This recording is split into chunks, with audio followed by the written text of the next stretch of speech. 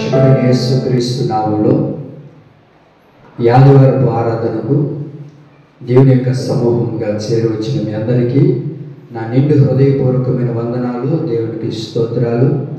ఆకాశమందు ఆశీనుడైన దేవుడు మిమ్మల్ని అందరినీ ఆశీర్వదించునుగాక.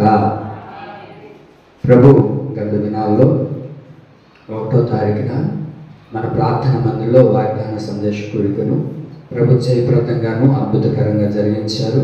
ఆ వాగ్దాన కూడికలో ప్రభు ఈ నెలను ఉద్దేశించి చక్కటి వాగ్దానం చేత ప్రభు మనతో మాట్లాడారు, మనం బలపరిచారు. యేసయ్య అన్న మాట ఏంటంటే రెండింతలుగా నేను మీకు మేలు చేస్తానని ప్రభు మనతో మాట్లాడారు. కనుక ఆ వాక్యాన్ని చేతబట్టి ఈ నెలంతా ప్రార్థన చేయండి.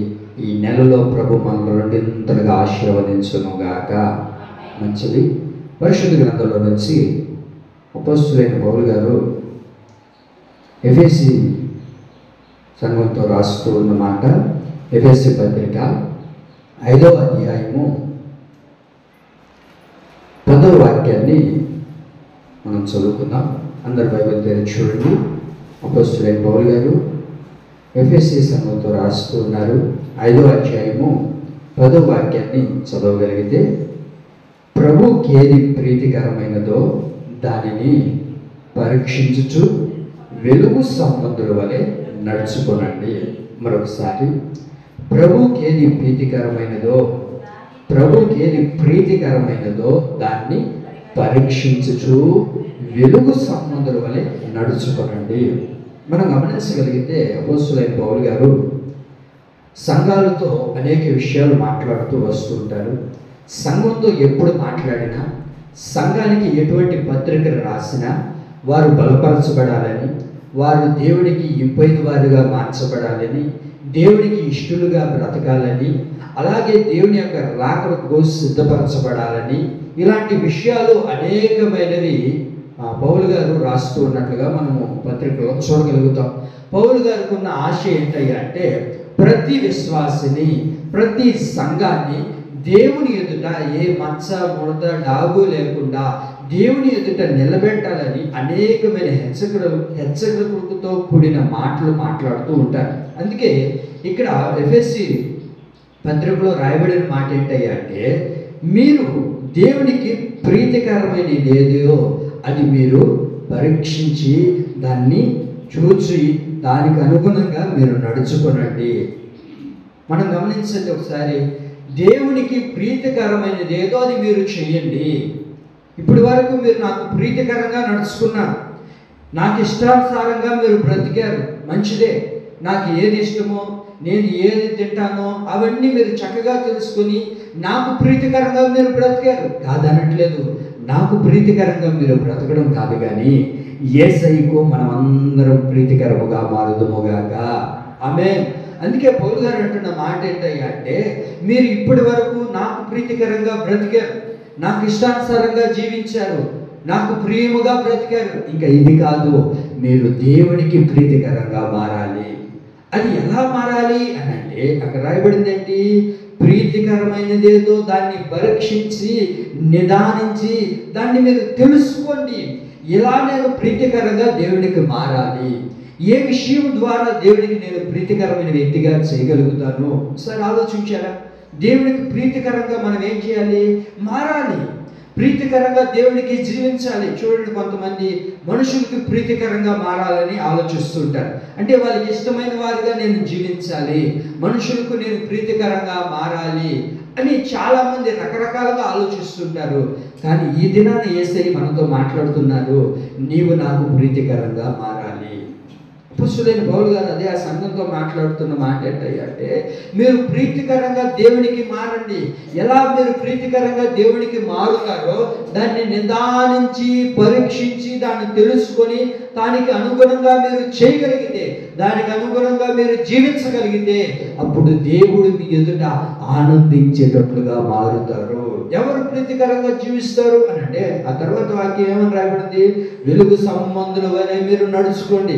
వెలుగు సంబంధులు రక్షించబడిన వారు, దేవుని రక్తము చేత కడగబడి దేవుని సన్నిధికి నడిపించబడుతున్న ప్రతి వ్యక్తి, ప్రతి విశ్వాసి దేవునికి ప్రేమైన వారిగానే మార్చబడాలి. దేవునికి ప్రియముగా మనం మార్చబడాలి. దేవునికి ఇంపైన వారిగా మనము జీవించేటట్లుగా మారాలని ఈ దినాన దేవుడు మనతో మాట్లాడుతున్నారు. ఒక వాక్యం చదివిస్తా చూడండి. సామెతల గ్రంథం 16వ అధ్యాయము, అందరు తెరిచి చూడండి. సామెతల గ్రంథం 16వ అధ్యాయము 7వ వాక్యం చదవండి.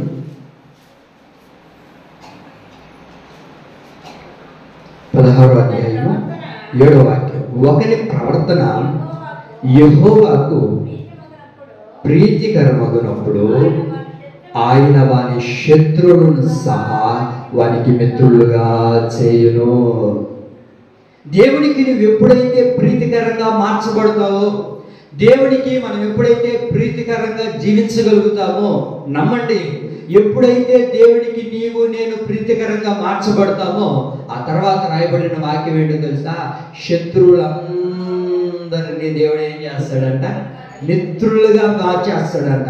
బా, ఎంతమంది శత్రువులు లేరండి మనకు? ఎక్కడున్నారు మన శత్రువులు?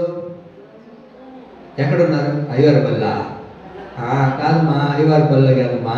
ఎక్కడున్నారో చెప్పనా? మన ఇంట్లోనే ఉన్నారు మన శత్రువులు. మన కడుపును పుట్టిన వాళ్ళే మన శత్రువులుగా మార్చబడిపోయి ఉన్నారు. మన రక్తాన్ని పంచుకొని పుట్టిన ఎంతో మంది ఏమైపోయినారంటే శత్రువులుగా పిలువబడుతున్నారు, శత్రువులుగా మార్చబడిపోయినారు. చూడండి, లోకంలో ఎన్నో చూస్తూ ఉన్నాం. కన్న తల్లిదండ్రుల మీదే ఎంతోమంది శత్రువులుగా మార్చబడి వాళ్ళని కొడుతున్న వారు లేరండి, వాళ్ళు తిడుతున్న వాళ్ళు లేరండి. అన్నదమ్ముళ్ళు అండి ఒక రక్త పేగు పంచుకొని ఒకరి పాలు ఒకరు తాగి బయటకు వచ్చిన ఎంతోమంది అన్నదమ్ముళ్ళు ఏం చేస్తున్నారు? ఈ రోజున శత్రువులుగా మార్చబడిపోయినారు. కానీ ఈ శత్రుత్వాన్ని స్నేహంగా మార్చాలి అని అంటే, ఏమంటే మిత్రులుగా చేయాలి అని అంటే అది ఎవరి వల్ల అవుతుందో తెలుసా? మనం ఆరాధిస్తున్న యేసయ్య ద్వారా మాత్రమే కలుగుతుంది. ఆమేన్. యేసయ్య అన్న మాట ఏంటో తెలుసు? ఇక్కడ నీవు దేవునికి ప్రీతికరంగా మార్చబడితే శత్రువులంతా ఏమైపోతారంట? అది నీవు అనుకోవచ్చు, ఎవరు నాకు శత్రువులు మిత్రులుగా మారట్లేదయ్యా, నా కడుపును పుట్టిన బిడ్డలు కూడా నన్ను శత్రువుడుగానే చూస్తున్నారు, నేను చస్తే బాగును, ఎప్పుడు ఎత్తేస్తాం అనేటట్లుగానే ఉంటున్నారే కానీ నా బాగోగులు చూసేవారు ఒక్కడు కూడా లేరయ్యా అని నీవు ఈరోజు దేవుని సన్నిధికి వచ్చి ఆలోచిస్తున్నావేమో. యేసయ్య అంటున్న మాట ఏంటో తెలుసా? నీవు యెహోవాకు ప్రీతికరంగా మార్చబడితే, నీ ప్రవర్తన దేవునికి ప్రీతికరంగా కనబడితే, నీ ప్రవర్తన దేవునికి ఇష్టానుసారంగా చేయగలిగితే, నీ ప్రవర్తన దేవునికి ఇంపైనదిగా కాగలిగితే, తద్వారా కలిగే ఆశీర్వాదం ఏంటంటే మన శత్రువులందరినీ కూడా దేవుడు మిత్రులుగా మార్చేస్తాడు. మన శత్రువుల్ని దేవుడే మిత్రులుగా మార్చగలుగుతాడే కానీ ఎవ్వరు మిత్రులుగా మన శత్రువుల్ని మార్చలేరు. అందుకే వాక్యం అంటుంది, నీవు మొట్టమొదటిగా దేవునికి ప్రియమైన వ్యక్తిగా మారు. మనుషులకు కాదు మనం ప్రియమైన వారిగా కావాల్సింది. చూడండి, నేను కొన్ని దగ్గర చూశాను, ఆ బండిల మీద వాహనాల మీద కొంతమంది సింబల్ వేసుకోవటారు. ఏంటి? Party symbol. ఈ మధ్య చూసే ఒక ఇంటికి, ఆ ఇంటికి అంతా వేసేసి ఉంటారు ఒకే కలర్, పార్టీ కలర్. వేయాల్సిందే, పార్టీ కలర్ వేయాల్సిందే, వేయకపోతే కుదరదు. ఎందుకయ్యా? ఆడికి నువ్వు ప్రీతికరంగా మార్చబడుతున్నావే, ఆ పార్టీకి ఏదో నువ్వు ప్రీతికరంగా అవ్వాలని ఆలోచిస్తున్నావే, మరి తద్వారా నీకేమన్నా ప్రయోజనం కలుగుతుందా? నీకేమన్నా ఒక మంచి అధికారాన్ని ఇచ్చారా? నీకేదైనా మంచి ఉద్యోగం ఏమన్నా ఇచ్చారా? వాళ్ళ ద్వారా ఏదైనా మేలు పొందుకున్నావంటే ఏం లేదు. కానీ ఏం చేయాలా? చెయ్యాలి. ఎంతోమంది పార్టీ జెండాలు మోసిన వాళ్ళు ఉన్నారు, ఎంతోమంది పార్టీల కోసం ప్రాణాలు పెట్టిన వాళ్ళు ఉన్నారు. ఎవరికో ప్రీతికరంగా మారాలి. ఆ ప్రీతికరంగా మారడం ద్వారా ఏమన్నా నీ జీవితంలో మేలు కలిగిందంటే ఏ మేలు జరగలేదండి, ఏ ఉపయోగం కలగలేదు. దేవుని యొక్క వాక్యం అంటుంది, నీవు దేవునికి ప్రీతికరంగా మార్చబడితే శత్రువులందరినీ నా ప్రభు నీకు మిత్రులుగా చెయ్యునుగాక. మారుదామా? యేసయ్యా, నేను నీకు ప్రీతికరమైన వ్యక్తిగా మార్చబడాలి, అందులో నేను పరీక్షించబడాలి, అందులో నేను ఎలాగైతే జీవించాలో నీవు నాకు నేర్పించు ప్రభు అని దేవుడిని అడగలిగితే మనమందరము కూడా దేవునికి ప్రియమైన వారిగా మార్చబడతాం, దేవునికి ఇష్టమైన వారిగా మనం పిలువబడతాం. అందుకే వాక్యం అంటుంది ఎఫెసీ పత్రికలో రాయబడిన మాట, మీరు దేవునికి ప్రీతికరమైనదేదో, ప్రభువుకి ప్రీతికరమైనదేదో దానిని మీరు చేయండి. తద్వారా దేవుడు మిమ్మల్ని వెలుగు సంబంధులుగా మారుస్తాడు.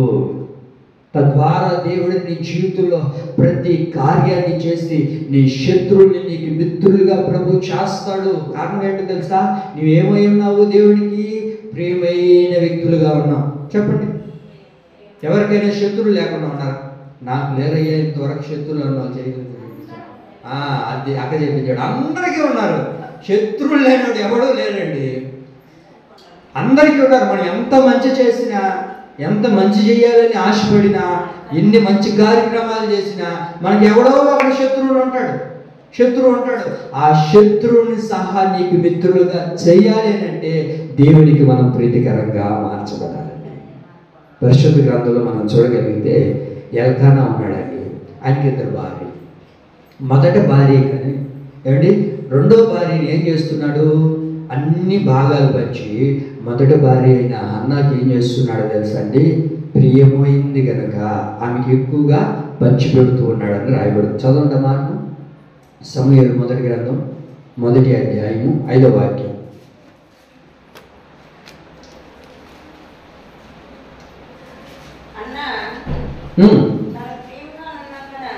అన్న తనకు ప్రియముగా ఉన్నందున ఆమెకు 2 పాలు ఇచ్చుచూ వచ్చెను. యెహోవా ఆమెకు సంతతి లేకుండా చేసెను. చూడండి, ఆమె జీవితంలో ప్రియమైనదిగా ఉన్నప్పటికీ కానీ ఆమె జీవితంలో సంతోషం కలిగిందంటే సంతోషం లేదు. మనుషులకి మనం ప్రియంగా కనబడతాం, మనం ప్రియముగా ఇతరులకి కనబడాలని ఆశపడుతుంటాను, కానీ ఏమాత్రం మన జీవితంలో సంతోషం రాదండి. మీరు గమనించండి, హన్నా ఎంతగా ప్రేమగా కనబడినా ఆమె సంతోషంగా మార్చబడలేకపోయింది. తన జీవితంలో సంతోషం లేదు, బాధే వెంటాడుతూ వస్తుంది తన జీవితంలో. మీరు గమనించగలిగితే ఎప్పుడైతే దేవుని దగ్గరికి వెళ్ళి ప్రార్థన చేసి ప్రభువా అని మొరపెట్టిందో, దేవుడు ఆమె మొరను విని ఆమె ఎప్పుడైతే దేవునికి ప్రియముగా మార్చబడిందో వెంటనే దేవుడు ఆమెకి సంతోషాన్ని అనుగ్రహించాడు, ఆనందాన్ని ప్రభు కలగజేశాడు. కారణం ఏంటో తెలుసా? దేవునికి ఏమైపోయింది? ఆమె ప్రీతికరంగా మార్చబడింది. ప్రీతికరమైనది చేయడానికి కారణం ఏంటి? ఏం చేసింది? మందిరంలోకి వెళ్ళి నిద్రపోయిందా? ఏం చేసింది ఆమె? మందిరానికి వెళ్ళి ఎండాకాలం కదా, చల్లగా ఉంది, చర్చిలో ఇంటికాడ ఉండలేకపోతున్నాం, ఇప్పుడైతే చల్లగా ఉందని నిద్రపోయిందా? ఏం చేసిందో తెలుసా? బోరున పిచ్చి దానిలాగా ఏడ్చింది. ఒక పిచ్చి మనిషి ఎలాగైతే ఏడుస్తుందో అలాగ పిచ్చి పట్టిన దానిలాగే మందిరంలో ఏడుస్తుందంట. దైవ సేవకుడే బెత్తపోయాడు ఆమె ప్రార్థన చూసి, ఆమె ఏడుపుని చూసి. కారణం ఏంటో తెలుసా అండి? ఆమె బాధ అలాంటిది, ఆమె యొక్క దుఃఖం అలాంటిది. ఎవరూ కూడా ఆమె దుఃఖాన్ని తీసివేయలేకపోయారు, ఆమె బాధను తుడిచివేయలేకపోయారు. కానీ ఒకే ఒకడు, ఆయన పేరు నజరేయుడైన యేసు, ఆయన మాత్రమే ఆమె దుఃఖాన్ని తొలగించాడు, ఆమె సమస్యను తీసివేశాడు, ఆమె బాధను తొలగించి ఆమెకు అద్భుతమైన కార్యాన్ని ప్రభు చేశాడు. కారణం ఏంటో తెలుసా? ఆమె దేవునికి ప్రియముగా మార్చబడింది. దేవునికి ఏమైపోయింది? ఆమె ప్రియముగా మార్చబడింది. కనుక నీవు నేను ఎప్పుడైతే దేవునికి ప్రియముగా మార్చబడతామో, దేవునికి ప్రీతిగా మార్చబడతామో, దేవుడు మనల్ని కూడా ఆశీర్వదించడం ప్రారంభిస్తాడు. ఆమేన్. అయితే మనం ఏం చేయాలి? మనుషులకు కాదు. అప్పుడప్పుడు నేను కూడా కొంతమందికి ఇంటికి వెళ్తుంటాను కదా, నా గురించి తెలుసుకుంటుంటాను. పాస్టర్ గారు ఏం బాగా తింటాడు, ఏదో ఇష్టము అంటే సేవకుని కొరకే మనం అంతగా ప్రీతిగా ఆలోచిస్తున్నప్పుడు మన ప్రభు అయిన యేసుక్రీస్తు కొరకు ఇంకెంతగా ప్రీతిగా ఆలోచించాలి. ఒకసారి ఆలోచించండి. దేవునికి నేను ప్రీతికరంగా మారుతూ ఉన్నానా? ఈరోజు అంశం ఏంటంటే దేవునికి ప్రీతికరంగా మనం మారాలి. మనం దేవునికి ప్రీతికరంగా మారాలంటే ఎలా జీవిస్తే దేవునికి ప్రీతికరంగా మారుతాము?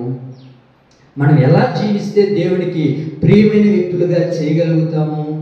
మనం ఎలాంటి వారుగా ఉండగలిగితే, ఎలాంటి లక్షణాలు మనలో ఉండగలిగితే దేవునికి నేను ప్రియమైన వ్యక్తిగా ఉండగలుగుతాను అని అంటే, బైబిల్లో ఒక 3 మాటలు మీకు చెప్పి నేను ముగిస్తాను. చూడండి, కీర్తనలు 69వ కీర్తన 69వ కీర్తన 31 చదవండి. 69వ కీర్తన 30వ వాక్యం. 31వ వాక్యం చదవమ్మా. కోడి కట్టెను అది యెహోవాకు ప్రీతికరము. ఏది యెహోవాకు ప్రీతికరమైనది అని అంటే అపై వాక్యం చదవండి. ఇప్పుడు కృతజ్ఞతాస్తుతులతో నేను దేవుని నామమును స్తుతించదను. కృతజ్ఞతాస్తుతులతో నేను ఆయనను ఘనపరచదను. దేవుని స్తుతించడము, దేవుని ఆరాధించడము, దేవుని ఘనపరచడము దేవునికి ప్రీతికరమైనది. ఏది దేవునికి ప్రీతికరమైనది అంటే కీర్తనలతో స్తుతించుట, కృతజ్ఞతాస్తుతులు చెల్లించుట దేవునికి ప్రీతికరమై ఉన్నది. విన్నారండి? దేవునికి ఏది ప్రీతికరమైన రాయబడింది అక్కడ? కీర్తనలతో నేను దేవుని నామమును స్తుతించదను.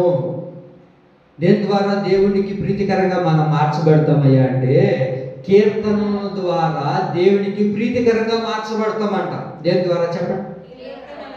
కీర్తనలు అంటే ఏంటి? పాటలు. పాటలు పాడడం ద్వారా ఏమవుతుంది? దేవునికి ప్రీతికరంగా మార్చబడతాం. నీకు పాట వచ్చినా రాకపోయినా, నీకు చదువు వచ్చినా రాకపోయినా, మందిరంలోకి వచ్చినప్పుడు ఒకరు పాట పాడుతూ ఉన్నప్పుడు నువ్వు చక్కగా దాన్ని అనుభవిస్తూ నువ్వు పాట పాడగలిగితే తద్వారా నువ్వు దేవునికి ప్రియమైన వ్యక్తిగా మార్చబడతావు. చూడండి, కొంతమంది పాటలు పాడుతున్నా గమ్మ కూర్చొని ఉంటారు. ఇక నాకు సంబంధం లేదండి, మీరు పాడుకుంటున్నారా? నాకు పాడబడదు, నాకు రాదులేక అదేదో కొత్త పాట ఉన్నట్టుంది. కొత్త పాట అయినా పాత పాట అయినా ఏ పాట అయినా మరలా రెండోసారి పాడుతుంటారు కదా, దానితో కలిసి మనం ఏం చేయాలి తెలుసా? పాట పాడాలి. తద్వారా ఏమవుతుందయ్యా పాటలు పాడడం ద్వారా అంటే దేవుని ఏమవుతున్నామంట? దేవుణ్ణి ప్రీతికరంగా మార్చబడుతున్నాం. దేవునికి ప్రీతికరంగా మార్చబడాలంటే కీర్తనలతో దేవుని స్తుతించాలి. ఏమక్క పాట పాడలేదు? పాట మాకు రాదండి. మాకు చెప్పాక నాకు హిందీ వచ్చాయా, నాకు తెలుగు రాదయ్యా, నాకు ఇంగ్లీషే వచ్చాయా, నేను పాడలేనయ్యా, ఏ భాష వచ్చినా ఏమయ్యా దేవుడికి అర్థమవుతుందయ్యా. ఏమ్మా దేవుడికి అర్థమవకుండా ఉంటుందా? మన దేవుడు ఎవరు?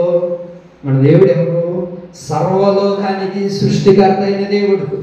నీకు ఏ భాష వచ్చినా వినగలిగిన దేవుడు. నువ్వు ఏ భాషతో దేవుని ఎదుట కీర్తించగలిగిన, ఏ భాషతో దేవుని మహిమపరచగలిగిన దేవుడు వినడానికి సిద్ధ మనసు కలిగిన వాడు. తద్వారా ఏమవుతుందయ్యా అంటే నువ్వు దేవునికి ప్రీతికరమైన వ్యక్తిగా మారుతావు. చూడండి, ఏ రోజైనా నోరు తెరిచి ఒక పాట పాడుతావా? మందిరంలోకి వచ్చి ఎన్ని సంవత్సరాలు అవుతుంది మందిరానికి వచ్చి? 10 సంవత్సరాల నుంచి మందిరానికి వస్తున్నామే, చిన్నప్పటి నుంచి మందిరానికి వస్తున్నామే. ఏ రోజైనా దేవుని నేను కీర్తించాలి, దేవుని మహిమపరచాలి, నా నోటి ద్వారా దేవుని ఘనపరిచేటట్లుగా నేను దేవునికి ప్రియమైన వ్యక్తిగా మారాలని ఏ రోజైనా పాట పాడుంటావండి? దేవునికి ప్రీతికరంగా మనం మారాలి అంటే కీర్తనలతో దేవుని స్తుతించాలి. కీర్తనలతో దేవుని ఏం చేయాలి? స్తుతించాలి. కొంతమంది చెప్తారు, ఏమగా పాట పాడమంటే నాకు పోయి ఏమి సిటీ పాట పాడతా?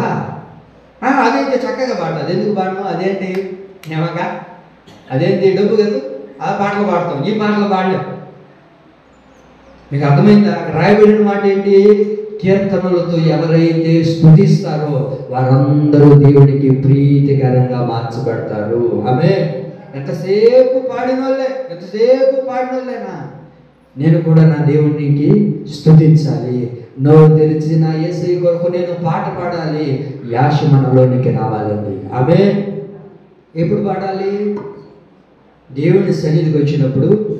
దేవుని సన్నిధికి వచ్చినప్పుడు కీర్తనలతో మనము దేవుని స్తుతించినప్పుడు, పాటలు పాడినప్పుడు అది దేవునికి ప్రీతికరంగా మార్చబడుతుందండి.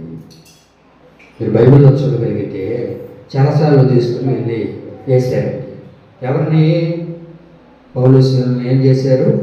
చెరసాలలో పడేశారు. చెరసాలలో పడేస్తే ఏం చేయాలా? ఇప్పుడు ఎలా తప్పించుకోవాలి అమ్మా, ఎలా తప్పించుకోవాలి, ఈ చెరసాలలో నుంచి ఎలా తప్పించుకోవాలి, ఎక్కడికి వెళ్ళాలి, ఎవరికి కబురు పంపిస్తే ఈ చెరసాలలో నుంచి మమ్మల్ని విడిపిస్తారు అని ఆలోచన చేయలేదంట వాళ్ళు. మీకు అర్థమవుతుందా? అని ఆలోచన చేయలేదు. వారు చేసిన ఆలోచన అంతా ఏంటో తెలుసా?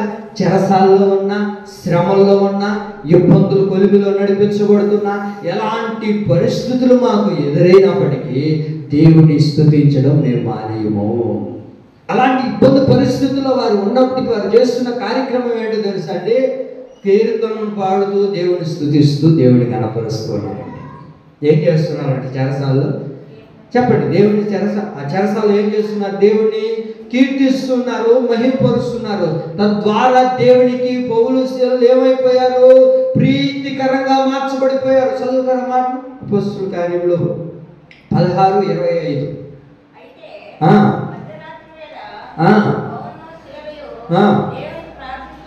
దేవునికి ప్రార్థించుచు కీర్తనలు పాడుచూ ఉన్నారంట. ఎప్పుడు? ఎప్పుడు అంట?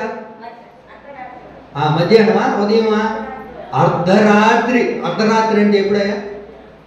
ఎప్పుడు అర్ధరాత్రి అంటే 12, 1 గంట టైంలో ఏం చేయాలి? భయపడుతూ ఉండాలి. వాస్తవంగా వారి పరిస్థితి ఎలాంటిదంటే చెరసాలలో ఉన్నారు. ఏం చేస్తారో, చంపేస్తారేమో, ఎక్కడి నుంచి ఏ అపాయం వస్తుందో, ఎందుకురా బాబు అనవలసిన పరిస్థితి అది. కానీ వాళ్ళు ఏం చేస్తారు తెలుసా?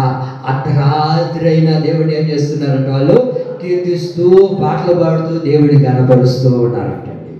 మధ్యరాత్రి, అర్ధరాత్రి దేవుని కనపరుస్తున్నారట. కీర్తనలు పాడుతూ దేవునికి ప్రియముగా మార్చబడుతూ ఉన్నారంటండి. విన్నారు? చెరసాలలో ఎలాంటి చెరసాలనే సంఖ్యలు, శ్రమలు మన జీవితంలో కలిగినప్పటికీ, ఇలాంటి ఇబ్బందులు మన జీవితంలో కలిగినప్పటికీ మనం ఏమి చేయాలో తెలుసా? పాటలు పాడుకుంటూ దేవునికి ప్రియముగా మార్చబడాలి. నీకు శ్రమ వచ్చిందా? నీకు అలా ఒక కష్టం, బాధ కలిగిందా? ఆ పరిస్థితుల్లో కూడా నువ్వేం చేయాలో తెలుసా? పాటలు పాడుతూ దేవుడిని కనపరచాలి. పాటలు పాడుతూ దేవునికి ప్రీతికరంగా మనము పిలువబడాలి. అందుకే వారు చేస్తున్న కార్యం ఏంటో తెలుసా అండి? ఆ చెరసాలలో కూడా మధ్యరాత్రి వాళ్ళు ఏం చేస్తున్నారంట? పాటలు పాడుతూ, కీర్తనలు పాడుతూ దేవుడిని కనపరుస్తూ ఉన్నారు. దేవుడిని కనపరుస్తూ ఉన్నారు. నేను ఒక మాట చెప్తాను, నన్ను చాలా జాగ్రత్తగా గుర్తుపెట్టుకోండి. అది ఏంటంటే పగలంతా దేవుని కృప కొరకు ఎదురు చూడండి. పగలంతా దేవుని యొక్క కృప కొరకు ఎదురు చూడండి. రాత్రి అయితే ఆయన కీర్తిస్తూ దేవుణ్ణి మహిమపరదు. ఆ మాట ఎక్కడుంది? 42వ కీర్తన 8వ వాక్యం చూడగలిగితే అక్కడ ఒక వాక్యం రాయబడి చూడండి. 42వ కీర్తన 8వ వాక్యంలో, పగటి వేళ యెహోవా తన కృపను కలుగా ఆజ్ఞాపించును, రాత్రి వేళ ఆయనను గూర్చిన కీర్తనలు నేను పాడుతూ ఉంటాను.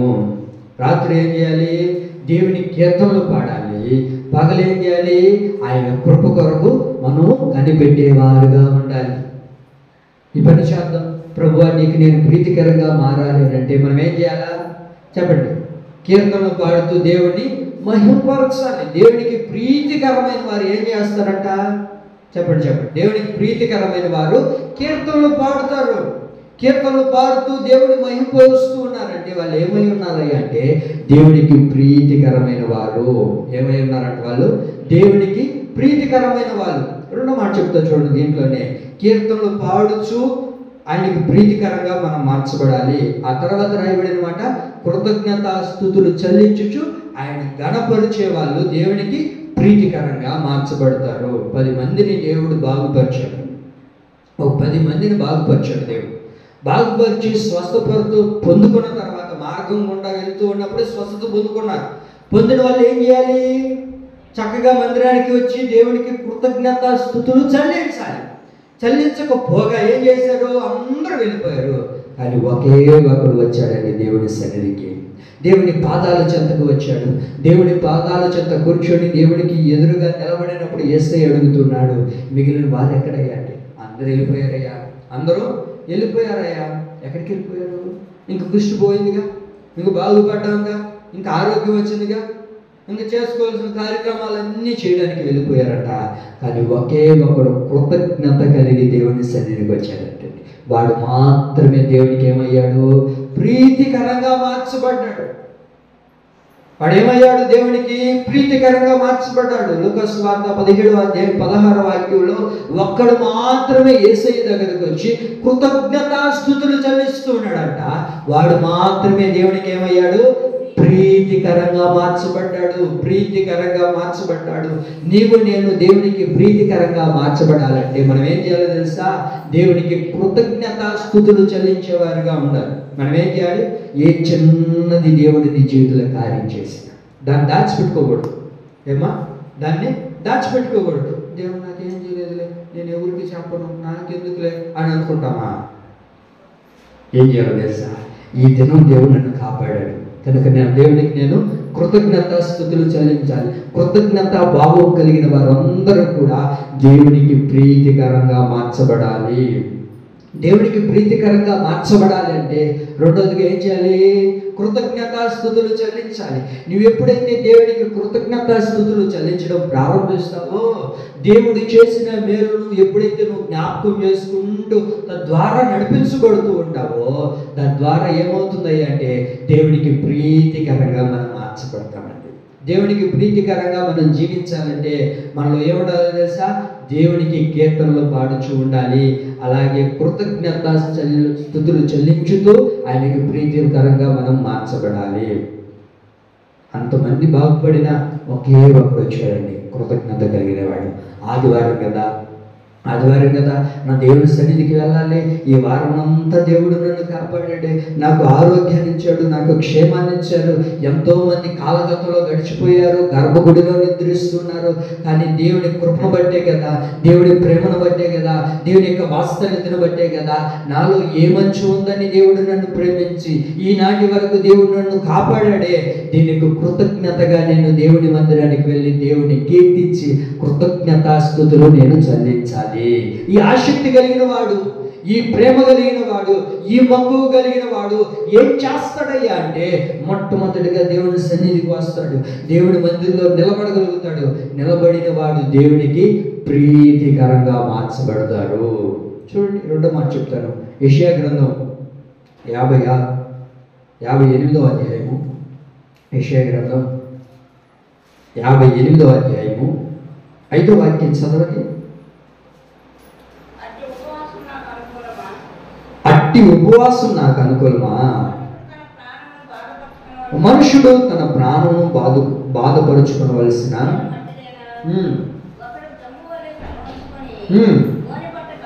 గోనె పట్ట కట్టుకొని బూడిద పరుచుకొని కూర్చుంటే ఉపవాసమా?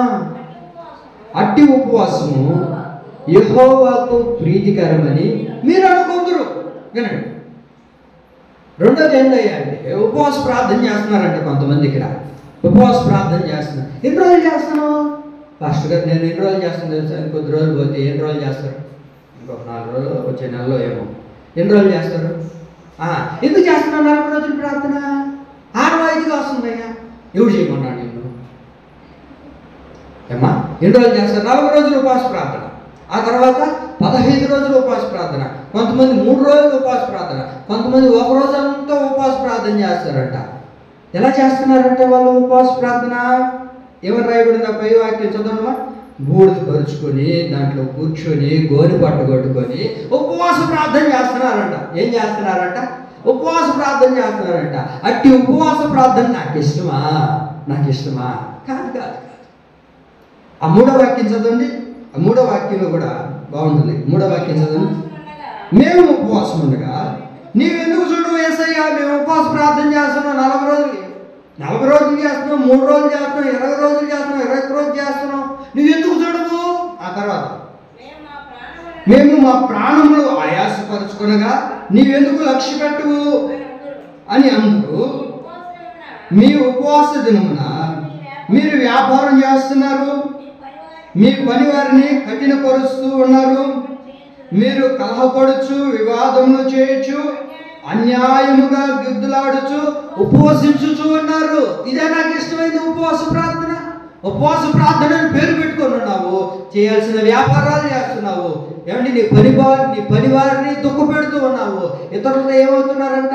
కలహాలు, గొడవలు, గుద్దులాట చేసుకుంటూ నీవు ఉపవాస ప్రార్థన చేసి ఏం ప్రయోజనం?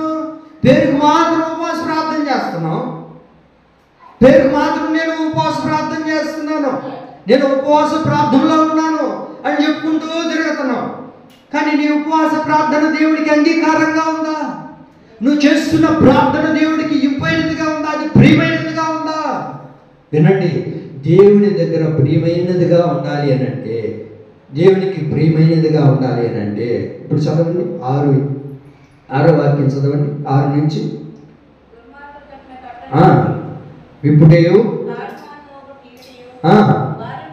బాధింపబడిన వారిని వినిపించుటయు ప్రతి కాడిని వెరగొట్టేయు నేను ఏర్పరచుకుని ఉపవాసం కదా.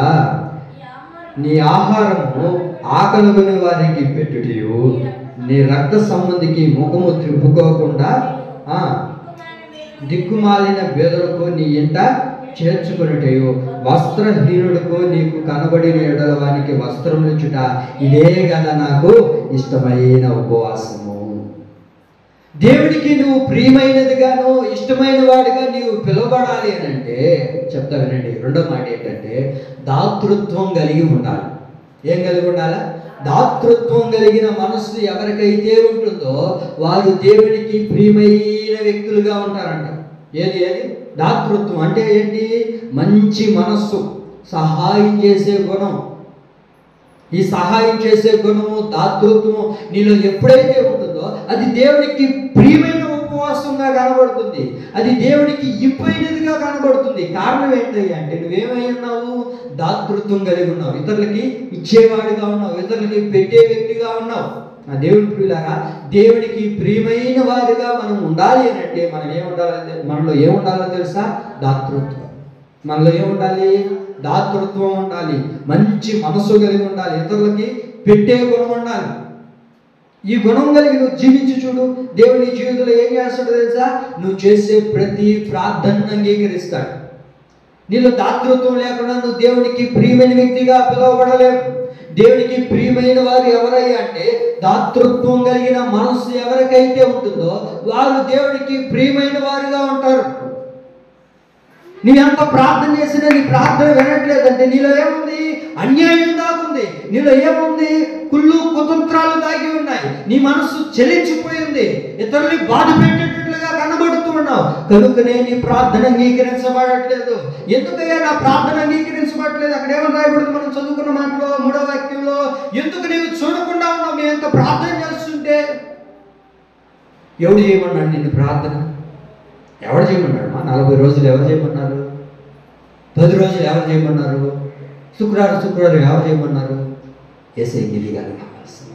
ఏం కావాలో తెలుసా? యేసయ్యకి నీ అన్యాయాన్ని అంతటిని విడిచిపెట్టి దాతృత్వం కలిగిన మనస్సు దేవుడికి ఇష్టమైనది, దాతృత్వం కలిగిన మనస్సు దేవుడికి ప్రియమైనది. ఒక ఆయన ఉన్నాడు బైబిల్, అన్యాయంగా పుట్టిన బిడ్డ కొరకు ఏం చేస్తున్నాడు తెలుసా? ఉపవసించి ప్రార్థన చేస్తున్నాడు. అయ్యగారు ఉపవసించి ఎంతసేపు ప్రార్థన చేస్తున్నా దేవుడు వెళ్ళలేదండి. సరే, ఈయన ప్రార్థన చేస్తుంటే ఈయన పాట పాడుకుంటా నా బిడ్డను కాపాడయ్యా అంటే ఈయనతో పాటు కొంతమంది కోరస్ పాడుతున్నారు. అవునయ్యా కాపాడయ్యా, కానీ దేవుడు కాపాడలేదండి. కాపాడలేదు. ఎందుకో తెలుసా? అరే బాబు, నువ్వు అన్యాయం ద్వారా పుట్టినాడు వాడు నేను ఎందుకు కాపాడుతాను? నీలో అన్యాయం దాచబడి ఉంది, నీలో అతిక్రమం దాచబడి ఉంది, నీలో అక్రమం దాచబడి ఉంది. ఇలా అక్రమం అన్యాయము దాచబడి ఉంటే నేను వింటానా? వినడు. మనలో అన్యాయం దాచబడి ఉంటే దేవుడు ప్రార్థన వింటాడా? చెప్పండమ్మా. నువ్వెన్ని రోజులు ప్రార్థన చేయండి దేవుడు. నేను అనట్లేదమ్మా. బైబిల్లో చూడండి, సమూయేలు 2వ గ్రంథం 12వ అధ్యాయాన్ని చూడగలిగితే ఇక్కడ ఒక వ్యక్తి కనబడతాడు. ఆయన పేరు ఏం పేరు? ఏం పేరమ్మా? మీరు చెప్పండి. దావీదు. దావీదు ఏం చేస్తున్నాడు? ప్రార్థన చేస్తూ ఉన్నాడు. తీసారా? సమూయేలు 2వ గ్రంథం 12వ అధ్యాయము 16, 17, 19 వాక్యాల వరకు మీరు చదువుకోగలిగితే ఆ 17వ వాక్యం చదవండి తీసిన వాళ్ళు. దావీదు ఉపవాసం ఉండి లోపలికి పోయి రాత్రంతా కూడా ఏం చేస్తున్నాడంటే రాత్రి అంతా కూడా ప్రార్థన చేస్తున్నాడు, ఉపవసించి ప్రార్థన చేస్తున్నాడు. నా బిడ్డను కాపాడయ్యా, నా బిడ్డను కాపాడు. ఎందుకు కాపాడతాడు? నీళ్ళు అన్యాయం దాచబడి ఉంది, నీళ్ళు అక్రమం దాచబడి ఉంది. ఇద్దరు ఎవరికి తెలియకుండా ఇద్దరు ఏం చేశారు? పాపం చేసి తద్వారా పుట్టినవాడు ఆ బిడ్డ కొరకు ఏం చేస్తున్నాడు? ప్రార్థన చేస్తున్నాడు. అన్యాయంగా ఉండే వారి యొక్క జీవితాల్లో దేవుడు కార్యం చేయడు. ఆ ప్రార్థన పొరపాటున దేవుడు వినడు. నీ ప్రార్థన వినకుండా పోవడానికి కారణం ఏంటంటే మనలో ఇంకా అన్యాయం దాచబడిపోయింది, మనలో ఇంకా అతిక్రమం దాచబడిపోయింది. నీ అతిక్రమము, నీ అక్రమము దీన్ని విడిచిపెట్టగలిగితే దేవుడు ఖచ్చితంగా నీ దాతృత్వాన్ని చూసిన దేవుడు మానకుండా వెళ్ళిపోడు. నీ ప్రార్థన వినకుండా నీ ప్రార్థన వినాలి అని అంటే దాతృత్వం కలిగిన మనస్సు కలిగిన వారిగా మనం ఉండాలండి. దాతృత్వం కలిగిన మనస్సు, ఇతరులకు పెట్టే గుణం. చూడండి, కొంతమంది ఎంత పెట్టినా, ఏం పెట్టేవాళ్ళు నువ్వు? కాగా ఇప్పుడు ఎంతైనా పెట్టు. రెండో రోజు ఏమంటారు? ఏదో ₹1 లేకో, టైం బాగోలేకో, మన దగ్గర లేకో ఏం చెప్తాం? అది రోజు లేదండి అని అంటే అదంతేనండి, మాకు బెటర్ అండి. వాళ్ళు ఎంతసేపు వాళ్ళకే పెడుతుంటారు, మాకు బెటరు అంటే ఇన్ని రోజులు పెట్టింది అంత ఏమైంది? ఆడ కలిసిపోయింది, ఎక్కడో కలిసిపోయింది. మీకు అర్థమవుతుందండి? ఎంత సహాయం చేసినా, ఎంత మంచి చేసినా ఏం చెప్తూ ఉంటారు? వాళ్ళు ఏం చేశారండి, వాళ్ళు ఏం పెట్టారండి మాకు, మేమేదో మా కష్టంతో మేము బతుకుతున్నామండి అని అనేస్తారు. ఒక్క మాటతో కూడా వేస్తారు. నా దేవుని పిల్లారా, ఎప్పుడు నీవు ఎలా ఉండాలో తెలుసా? దాతృత్వం కలిగిన వాడిగా మనం బ్రతకగలిగితే దేవునికి ప్రియమైన వ్యక్తులుగా మనం మార్చబడతాము. చూడండి, యథార్థవంతుల గురించి బైబిల్లో రాయబడి ఉంటుంది. కీర్తనలో 112వ కీర్తన 112వ కీర్తనలో 10 వాక్యాలు రాయబడి ఉంటాయి. ఈ 10 వాక్యాలు కూడా యథార్థవంతుల గురించే రాయబడి ఉంటుందండి. అయితే 9వ వాక్యం చదవండి. 9వ వాక్యంలో రాయబడిన మాట, దాతృత్వం కలిగి బేదరికించును, వాని నీతి నిత్యము నిలుచును, వాని కొమ్ము ఘనత నుండి హెచ్చించబడను. ఎంత దాతృత్వం చేసినా, ఎంత మంచితనం ఇతరులకు నువ్వు చేస్తున్నా, వాళ్ళు ఏం చేశారు, ఏం పెట్టారు అని ఒకవేళ నిన్ను అంటున్నాను, బాధపడద్దు. ఎందుకో తెలుసా? యేసయ్యే నిన్ను హెచ్చించగలిగిన వాడు. ఆమె మనుషులు కాదు మనం హెచ్చించాల్సింది, మనుషులు కాదు మనల్ని గడపరాల్సింది. ఆకాశమందు ఆశ్రయుడైన దేవుడు చూస్తున్నాడు. నువ్వు ఎంత మంచిదానవో, నువ్వు ఎంత దాతృత్వం కలిగిన మనస్సు నీకు ఉందో దేవుడు చూస్తున్నాడు. దేవుడికి నేను ప్రియముగా కనబడాలి.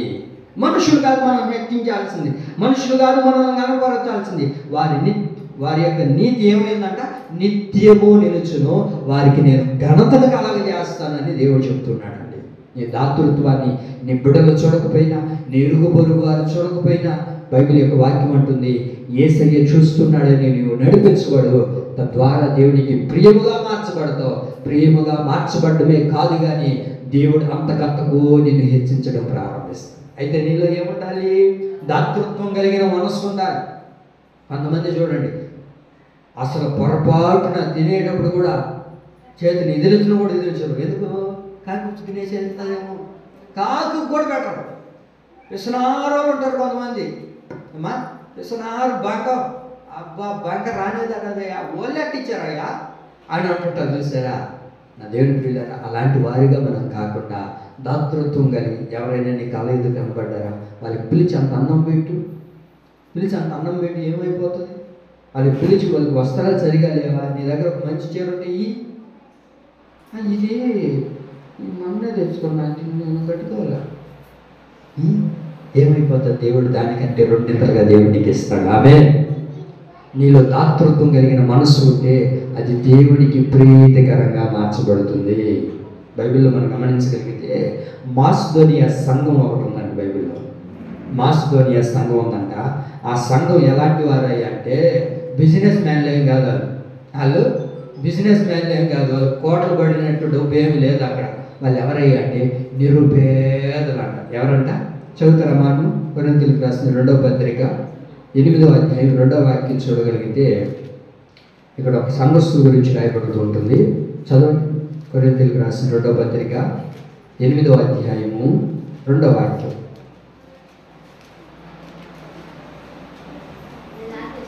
చదవండి.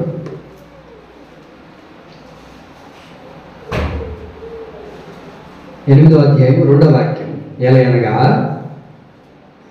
ఇంకా తెలియదా? వారు బహుశ్రమ వలన పరీక్షింపబడగా అత్యధికముగా సంతోషించరి, మరియు వారు నిరుపేదలైనను వారు దాతృత్యము బహుగా విస్తరించబడెను. వారు ఎవరంట? నిరుపేదలంట. నిరుపేదలైన వారిలో ఏ మనసు ఉంది చెప్పండి? ఏముంది? ఎలాంటి మనసు ఉంది? దాతృత్వం కలిగిన మనసు. ఇతరులకు పెట్టాలి, ఇతరులకు ఏదో ఒక సహాయం చేయాలి. ఆ దాతృత్వమైన మనసు ఏమైందయ్యా అంటే విస్తరించబడిందంట. 4 రోజులు చేసాం, లేకపోతే ఈరోజు వాక్యం చెప్పాం కదా, ఈరోజు తీర్మానం చేసుకుని ఒక ఇద్దరికి మంచి చేస్తే బాగుంటుందిలే, అది కాదు దాతృత్వం అంటే.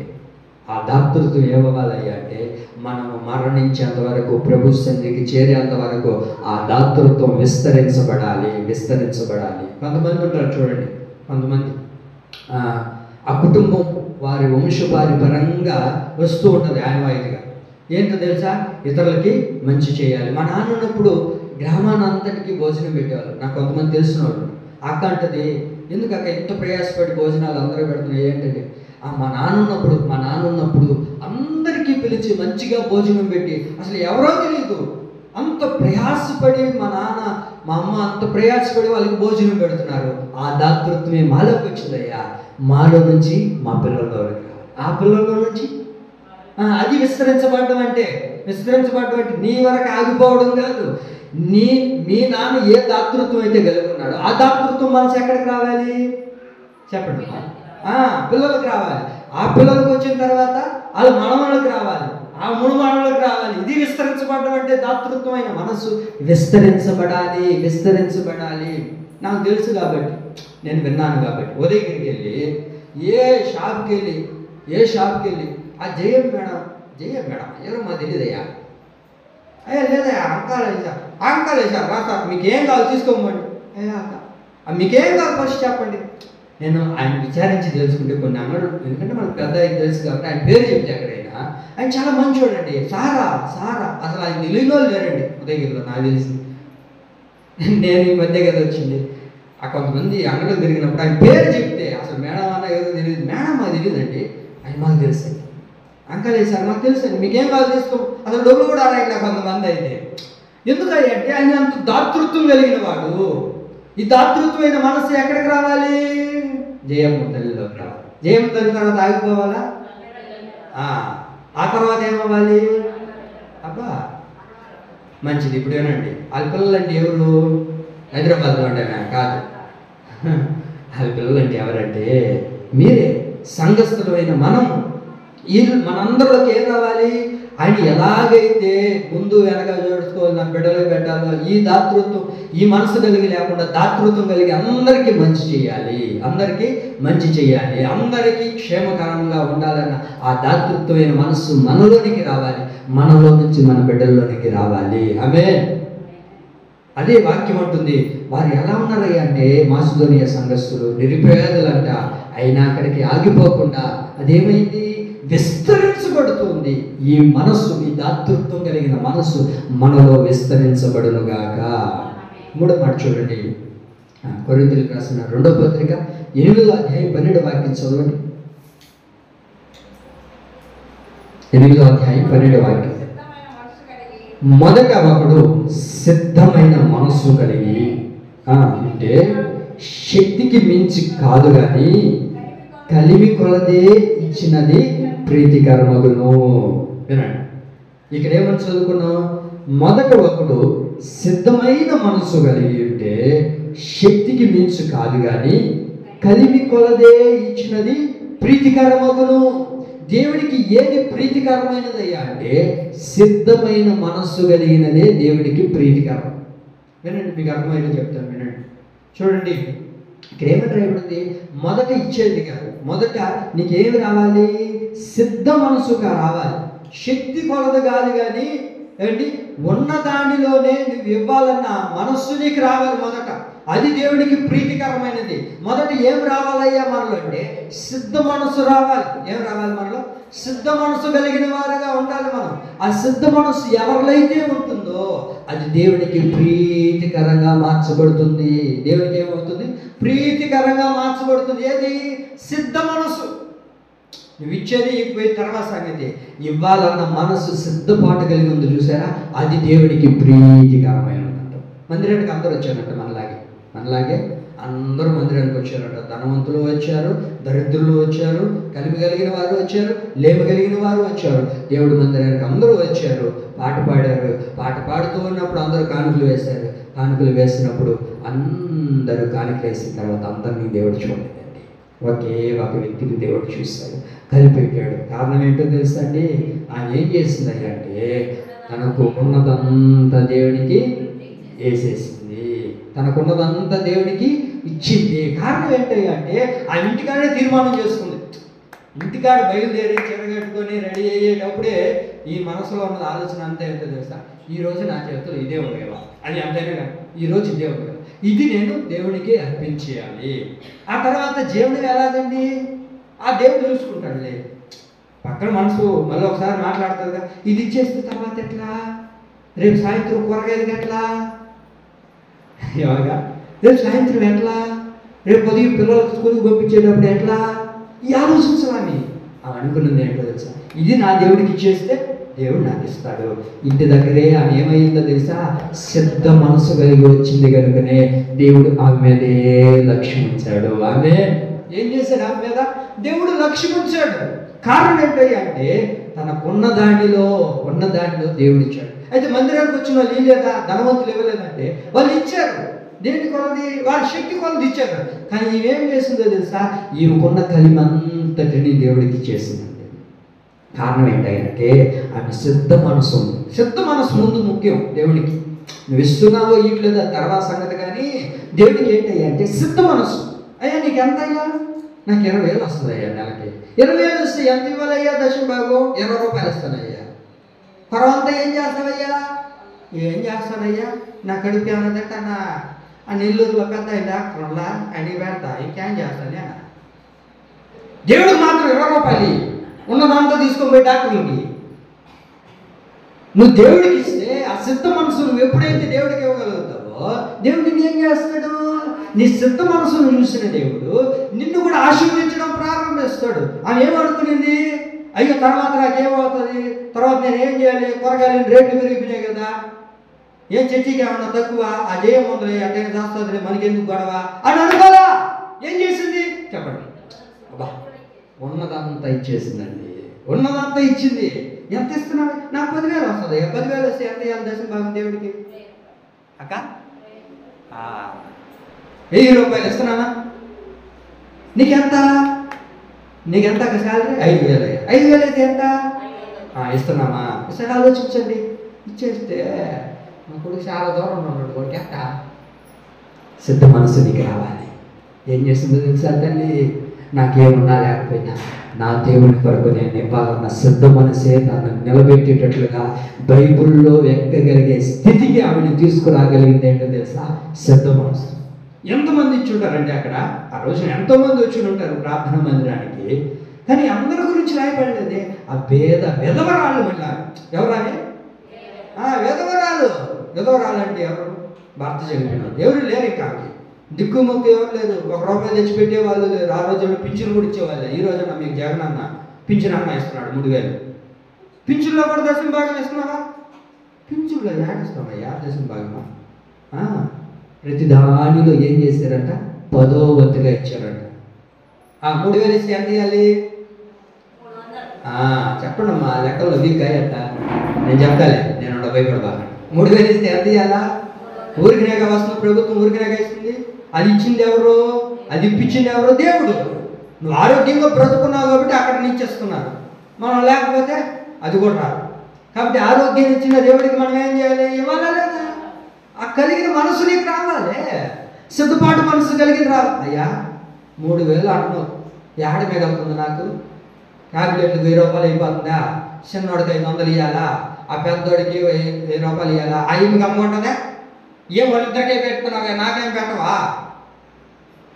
నాకు పెట్టవా అని మళ్ళీ తాకే పెడుతుందా? వీటితోనే బతక చచ్చిపోతున్నాడు అయ్యా. ఆడేదో నాకు వచ్చిన డబ్బులు నేనేదో తిన్నాం అనుకుంటే ఈ ముగ్గురు పని చేసుకున్నాను, నాకెక్కడదయ్యా పాస్టర్కి, నీకు ఆడిచ్చేది నేను, ఇంక దేవుడికి ఆడిచ్చేది నేను. మా అతను చేసింది ఏంటో తెలుసా? ఒక విధవరాలు తనకు సిద్ధ మనసు కలిగిందండి. నీకు ఎన్ని సమస్యలు వచ్చినా నువ్వు దేవుడికి ఇవ్వడం ప్రారంభించు, దేవుడు నీకు అత్యధికంగా ఇవ్వడం ప్రారంభిస్తాడు. ఆమె దేవుడికి ఇవ్వండి, దేవుడికి ఇచ్చి చూడండి, ఇచ్చి శోధించండి, ఇవ్వకుండా కాదు. కొంతమంది చూడండి, ఎంతైనా సరే ఎంతైనా ఈరే దేవుడికి ఇవ్వాలన్న సిద్ధ మనసు రాదండి. నా దేవుడి పిల్లరా, మరొక విధవరాలు ఉంది, ఉన్నదంతా పిండి, ఇంకా ఆమె తన కుమారుడు తిని ఇంక రేపు చచ్చిపోవాలన్న పరిస్థితి వాళ్ళది. మరి ఏం చేసింది? దైవ సేవకుడు వస్తే ఏడైనా పోయి సాగు, మాకెందుకు, నీ బాధలు నువ్వు పడు, ఈ కరువు కాటకాలు నువ్వు మా కాడికి వచ్చి మాకు రొట్టె పెట్టంటే మేము ఎక్కడ కడతామని అక్క మిర్సాక వెనకాల ఏమనుందో తెలుసాక, అయ్యా మాకు లేకపోయినా ఇబ్బంది లేదు, నీకు ముందు అప్పం చేసి పెడతామయ్యా అని అప్పం చేసి ఆ సేవకుడికి పెట్టిందండి. ఆ తర్వాత ఏమైంది? చెప్పండి గొప్ప కార్యం. పిండి తక్కువ అయిపోయిందా? నూనె తక్కువ అయిపోయిందా?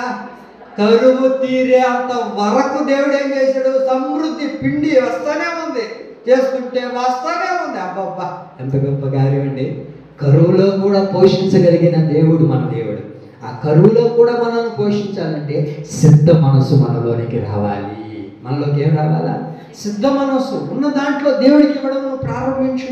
ఈరోజు ఇంత ఉంది, నేను ఇవ్వాలి, దాన్ని దాచిపెట్టుకోకూడదు. అబ్రహాము మనం గమనించగలిగితే దేవుడి పిల్లరా, అబ్రహాము చేసిందంటే తెలుసు, దేవుడు ఏమి అడిగాడు? నీ కుమారుడు నాకు ఇవ్వయ్యా, నీ బిడ్డను నాకు ఇవ్వయ్యా అని అడిగిన తర్వాత మారు మాట మాట్లాడకుండా ఏం చేశాడు? ఎంత తక్కువ ఉన్నా ఎంత బాధ ఉన్నా అణుచుకొని బిడ్డను తీసుకుని వెళ్ళి అక్కడ బలివ్వడానికి వెళ్ళాడే. ఏం కలిగిందో తెలుసా? ఇంటి దగ్గరే తనకు ఒక సిద్ధ మనసు కలిగిన వాడిగా వెళ్ళాడండి. అది దేవుడికి కావాల్సింది. బలి కాదు దేవుడికి కావాల్సింది, అర్పణ కాదు దేవుడికి కావాల్సింది, సిద్ధ మనసు దేవుడికి కావాలి. ఎవరో ప్రోత్సహించానో లేకపోతే ఎవరో చెప్తానో, నేను ఎన్నో రోజులు చెప్తాను, అమ్మ దశంభాగం మీరు తీసుకురాడమ్మా, దేవుడికి దశంభాగం ఇవ్వండి అమ్మా అని అంటే అదేదో మిమ్మల్ని లేకపోతే బాగా ఇబ్బంది పెట్టినట్టు అయిపోతుందో, లేకపోతే ఇవ్వకపోతే ఏమన్నా ఇది కాదు కావాల్సింది దేవుడికి, సిద్ధ మనసు. నీ సిద్ధ మనసు నీవు కలిగి ఉండగలిగితే దేవుడికి ప్రియమైన వారిగా మనం మార్చబడతామండి. నీ కరువులో కూడా దేవుడు పోషిస్తాడు. కరువు కాటకాల్లో నువ్వు నిలబడినా దేవుడు నిన్ను పోషిస్తాడు. కారణం ఏంటో తెలుసా? నీకేముంది? సిద్ధ మనసు కలిగి ఉంది. నాకు బాగా గుర్తు, ఒక చిన్న సాక్ష్యం చూడండి, నాకు బాగా గుర్తుంది. మా నాన్న మేము సేవ చేస్తున్న దినాల్లో నేను చాలా చిన్నవాడిని. అయితే ఇంట్లో ఏం లేదు, ఒక 10 రూపాయలు ఎవరైనా ఇచ్చినా దాన్ని సేవ కొరకే ఖర్చు పెట్టేవాడిని. ఇంకేం లేదు, ఇంట్లో తినడానికి కూడా లేదు. అలాంటి పరిస్థితుల్లో ఎలాగైనా సరే బియ్యం వేసుకొని రావాలి, రేషన్ షాప్కి వెళ్ళి బియ్యం వేసుకొని రావాలి. ఆ రోజు 2 రూపాయలు బియ్యం కేజీ, 2 రూపాయలు, 20 రూపాయలు ఉంటే ఏమవుతుంది? 20 కేజీలు వస్తుంది, అంతేనా? అలాంటి పరిస్థితుల్లో 40 రూపాయలు కదా, అలాంటి పరిస్థితుల్లో వెళ్ళాలి అనేసి బయలుదేరారు. ఆ డబ్బులు కూడా లేదు, బియ్యం వేసుకొని వచ్చి రేషన్కి వెళ్ళి బియ్యం వేసుకొని వచ్చి డబ్బులు కూడా లేదు. అలాంటి కష్ట పరిస్థితుల్లో ఒక విశ్వాసంతో సైకిల్ వేసుకొని రేషన్ కార్డు పెట్టుకొని మూడ పెట్టుకొని పోతున్నాడు. చేతిలో ఏమైనా ఉందా? 1 రూపాయి లేదు, చేతిలో 1 రూపాయి లేదు. సైకిల్ వేసుకొని మొత్తానికి ఆ సంచి వెనకాల పెట్టుకొని, గోతాన్ని సంచి వెనకాల పెట్టుకుని రేషన్ కార్డు జేబులో పెట్టుకుని పోతా ఉన్నాడు. దేవుడు ఇవ్వకుండా పోతాడా? దేవుడి కొరకు నేను ప్రయాసపడి సేవ చేస్తున్నాను కదా, దేవుడు నన్ను అడుక్కునేవాడిగా చేయడు కదా అని చెప్పి ఆ సైకిల్ వేసుకొని వెళ్తూ ఉంటే బస్ స్టాండ్ దగ్గరికి వచ్చాడు. కాళహస్తిలో ఆర్టీసీ బస్ స్టాండ్ దగ్గరికి వస్తానే ఒక ఆయన పరుగుకుంటూ అరిసినాడు. బస్ స్టాండ్లో అందరూ బెత్తరపోయినారట. ఓ మాస్టరా అని అరిసినాడు. దీనికేం అర్థం కాలేదు, ఎవడరా నాకు ఈ బస్ స్టాండ్లో ఇంత గట్టిగా అరిసిందని.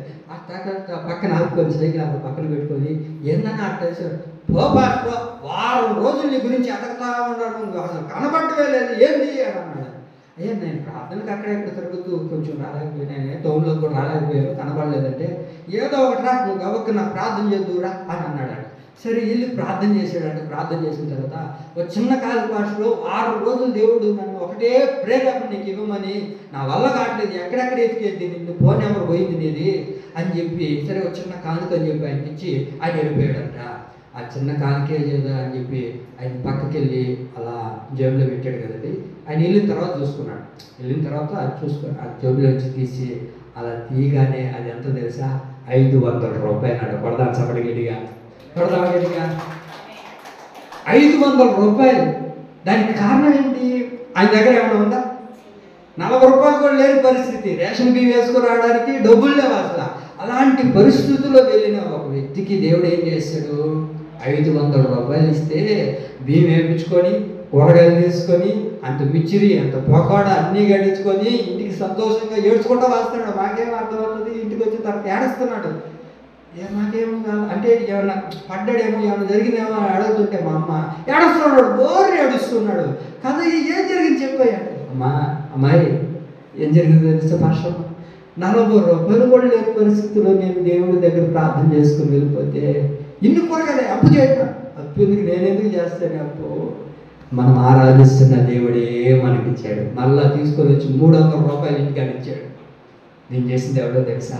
సిద్ధ మనసు కలిగి నీవు ఉండగలిగితే, సిద్ధ మనసు దేవుడికి ఇవ్వగలిగితే, చావనైన సిద్ధ మనసు కలిగిన వాడంటే పౌలు గారు దర్శనాన్ని చూశారంట. ఆ సంఘస్థులు చూసి, అయ్యా వెళ్ళొద్దయ్యా పట్టణానికి, దేవుడు మాకు దర్శనాన్ని చూపించాడు, నువ్వు వెళ్ళొద్దు, వెళితే మంచిది కాదు, చంపేస్తారు, ఇంకా చాలు, చనిపోతాం, అలాంటి పరిస్థితి మంది అని అంటే పౌలు గారు అన్న మాట ఏంటో తెలుసా? అపోస్తలుల కార్యములు 21వ అధ్యాయం 13వ వాక్యంలో మనం చదవగలిగితే ఎలాంటి మనసు కలిగి ఉన్నాడయ్యా అంటే పౌలు గారు చూడండి,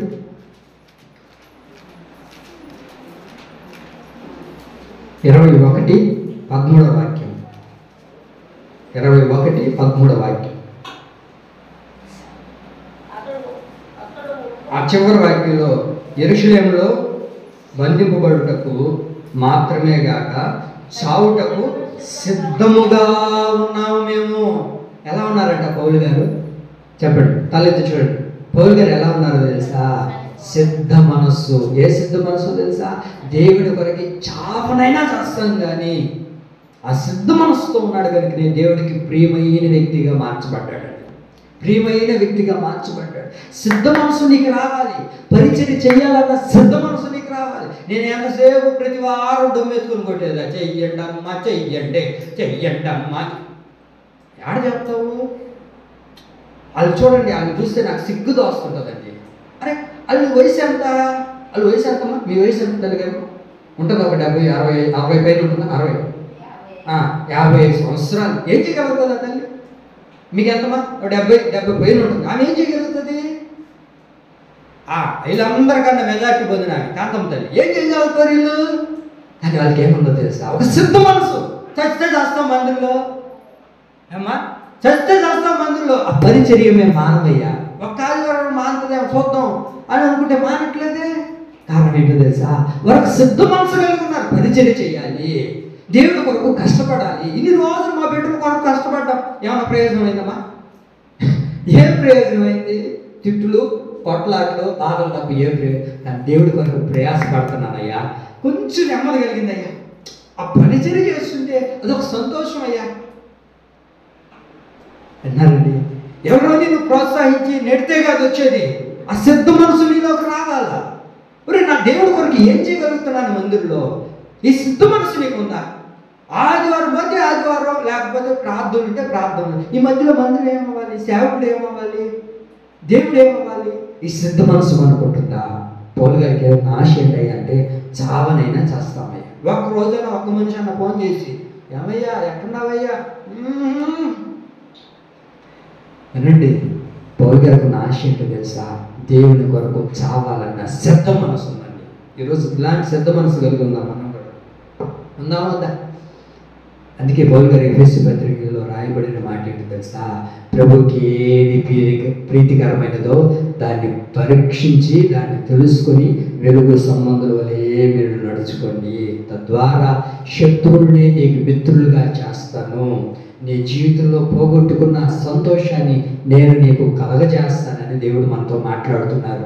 దేవునికి ప్రీతికరమైన జీవితాన్ని మనం జీవించాలి అంటే కీర్తనలతో దేవుని స్తుతించాలి. ఆ తర్వాత కృతజ్ఞతలతో దేవుణ్ణి స్తుతించినప్పుడు అది ప్రీతికరంగా మార్చబడుతుంది. ఆ తర్వాత రెండోది ఏంటి? దాతృత్వం కలిగిన మనస్సు నీకుంటే అది దేవునికి ప్రీతికరంగా ఉంటుంది.